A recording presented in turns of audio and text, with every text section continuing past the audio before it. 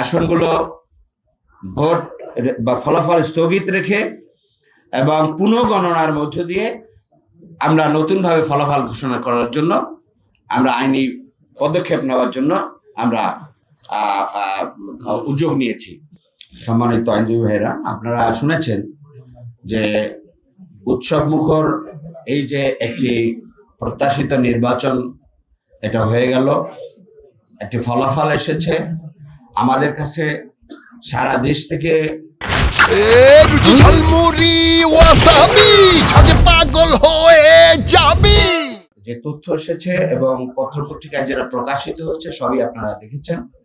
তা আমাদের বক্তব্য যে আরো সুনির্দিষ্টভাবে কোথায় কি হয়েছে তার ভিত্তিতে আমাদের আইনি পদক্ষেপ নেওয়ার যে প্রক্রিয়া আমরা অবলম্বন করেছি, সেক্ষেত্রে 30টি আসন যেখানে 5,000 থেকে 10,000 এই ভোটের ব্যবধানে সেখানে নানা রকম অনিয়ম হয়েছে এবং সমস্যা হয়েছে, সেগুলোর প্রাথমিক একটা তালিকা আমরা আপনাদের সামনে নিয়ে এসেছি এবং যেগুলো স্থানীয় রিটার্নিং অফিসার পর্যায়ে আমাদের পক্ষ থেকে তাৎক্ষণিকভাবে অভিযোগ দায়ের করা হয়েছে।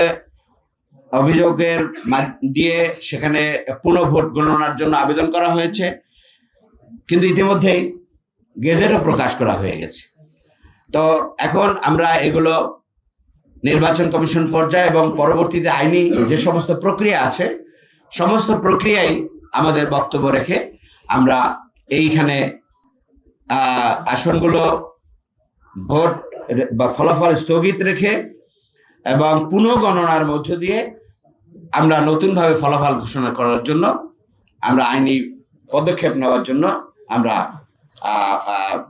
উদ্যোগ নিয়েছি।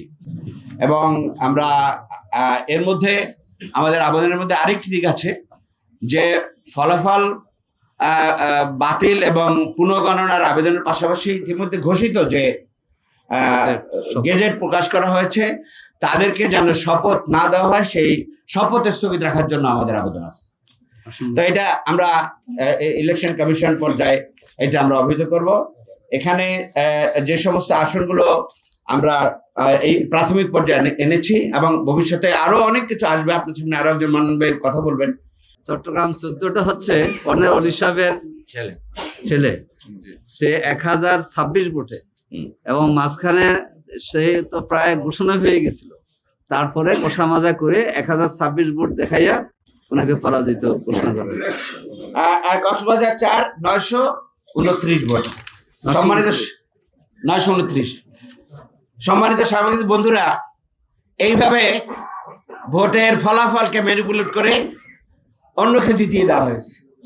আমরা আপনাদের মাধ্যমে জাতিকে জানাতে চাই যে এখানে পুনঃগণনা করলেই সত্য প্রকাশিত হবে এবং নিশ্চিত বিজয়ী যারা হয়ে যাদেরকে পরাজিত করা হয়েছে তারা বিজয়ী আসবেন ইনশাআল্লাহ।